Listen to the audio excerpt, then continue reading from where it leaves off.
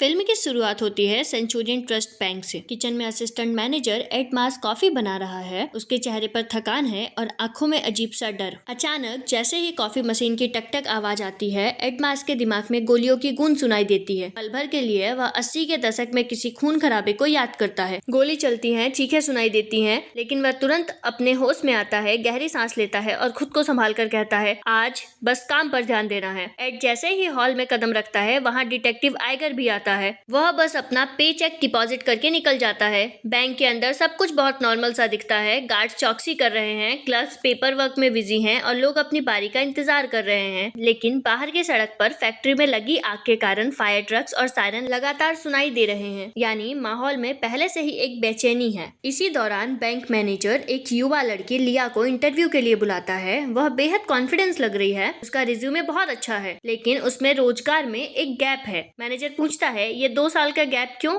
लिया बड़ी मासूमियत से जवाब देती है कि वह मैक्सिको में रही, जहां बच्चों को इंग्लिश पढ़ाती थी। फिर बताती है कि किसी रिश्तेदार की बीमारी के कारण उसे वापस लौटना पड़ा। मैनेजर धीरे धीरे खुलता है और लिया को बताता है कि पिछले साल ही बैंक से 3 टेलर नौकरी छोड़कर जा चुके हैं, क्योंकि बहुत से कर्मचारियों का मानना है कि ये बैंक हॉन्टेड है। उन्होंने यहाँ अजीब आवाजें और परेशानियां भी देखी हैं। लिया हल्की मुस्कान देती है, जैसे उसे इन कहानियों पर कोई यकीन ही नहीं होता। इसी बीच हॉल में एक औरत शोर मचाना शुरू कर देती है। उसके चेहरे पर टीयर ड्रॉप टैटू बना है। वह बैंक पर चिल्लाने लगती है कि वे गैर कानूनी पेनाल्टी चार्ज कर रहे हैं। क्लर्क्स और गार्ड उसे शांत करने की कोशिश करते हैं, लेकिन वह और ज्यादा आक्रामक हो जाती है। इधर इंटरव्यू रूम में बैठे मैनेजर को इस हंगामे का पता तक नहीं चलता, लेकिन तभी 3 लोग फायर फाइटर के वेश में बैंक में घुसते हैं और दरवाजे अंदर से लॉक कर देते हैं। और अचानक वह औरत जो टैटू वाली थी, उसका असली चेहरा अपना दिखाती है। वह दरअसल लिया की बहन वी है। वह तुरंत गार्ड पर हमला कर देती है। गार्ड जमीन पर गिर जाता है और माहौल में अफरा तफरी मच जाती है। अब सबको एहसास होता है कि यह कोई आम हंगामा नहीं, बल्कि एक सोची समझी डकैती है। बाकी दोनों फायर फाइटर्स के नाम है क्रैमर, जो बहुत ही ज्यादा क्रूर और हिंसक लग रहा था। दूसरा माइकल,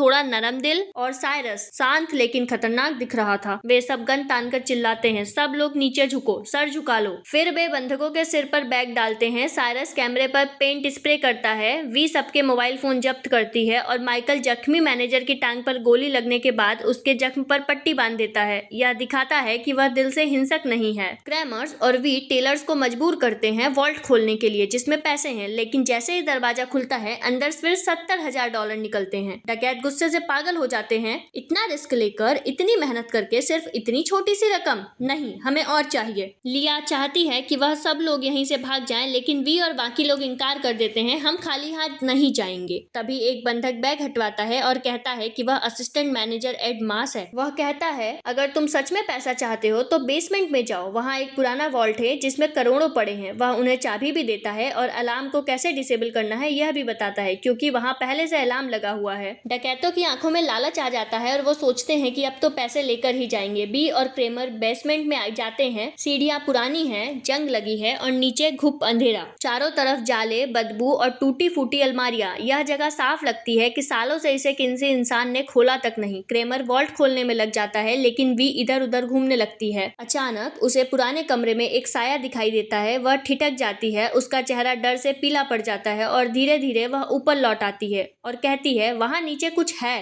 मुझे डर लगा। इसी बीच ऊपर हॉल में, जहाँ लोगों को बांध के रखा गया था, वहाँ की लाइट्स बार बार टिमटिमाने लगती है और दरवाजे अपने आप बंद हो जाते हैं। क्रैमर जब बोल्ट खोलने ही वाला होता है, तभी अंधेरे कॉरिडोर में उसे सैकड़ों बोरियों में लिपटे इंसान जैसे साये दिखने लगते हैं। वह घबरा जाता है और गन निकालता है, लेकिन अचानक कुछ अदृश्य ताकत उसे पकड़कर कमरे में खींच लेती हैं। उसकी चीखें पूरे बेसमेंट में गूंज जाती है। माइकल दौड़कर आता है और देखता है कि क्रैमर की आंखें फूट चुकी हैं। वह खुद अपने ड्रिल से अपना सर छेद कर लेता है। यह देखकर माइकल डर जाता है और सदमे में आ जाता है। दूसरी तरफ साइरस को भी वॉल्ट में अजीब आकृतियां दिखाई देती हैं। उसके सामने सफेद मास्क पहने इंसान खड़ा हो जाता है। भूत उसके गले में बंदूक ठूस देता है और वह वहीं खत्म हो जाता है। अब सिर्फ 3 लोग बचे हैं, लिया, वी और माइकल। लिया अब शक करने लगती है कि कुछ तो गड़बड़ बढ़े और हेड टेलर सृजन से पूछताछ करती है। सृजन रोते हुए बताती है, साल 1982 में यही बैंक में एक डकैती हुई थी। डकैत ने कई दिनों तक कर्मचारियों को बंधक बनाकर रखा था। पुलिस ने उसकी बात नहीं मानी तो उसने कर्मचारियों को एक दूसरे पर गोली चलाने पर मजबूर कर दिया। तभी से इस बेसमेंट में मरने वालों की आत्माएं भटक रही है। लिया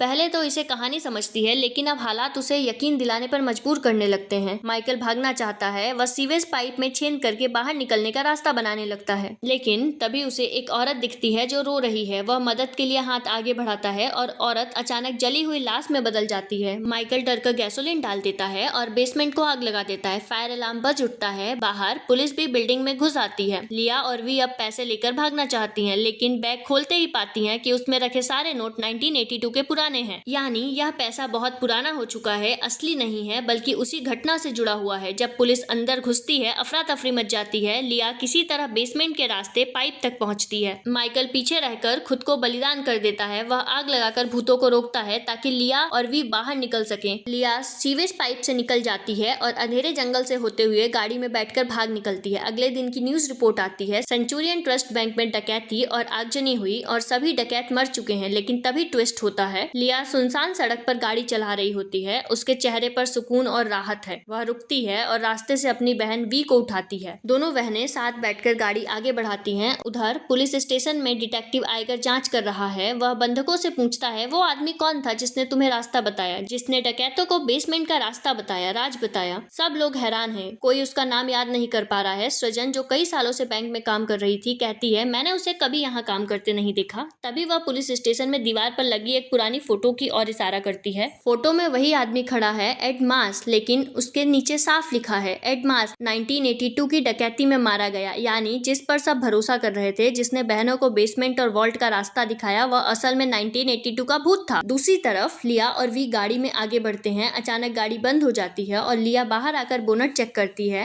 और वी पीछे सीट पर बैठी है। और तभी सफेद मास्क वाला भूत अंधेरे से प्रकट होता है और वी को पीछे से पकड़ लेता है। वह चीखती है और स्क्रीन ब्लैक हो जाती है। तो ये है द वॉल्ट की पूरी स्टोरी। अगर आपको स्टोरी अच्छी लगी हो तो लाइक, सब्सक्राइब और शेयर जरूर करें। मिलते हैं अगली वीडियो में, तब तक के लिए बाय बाय।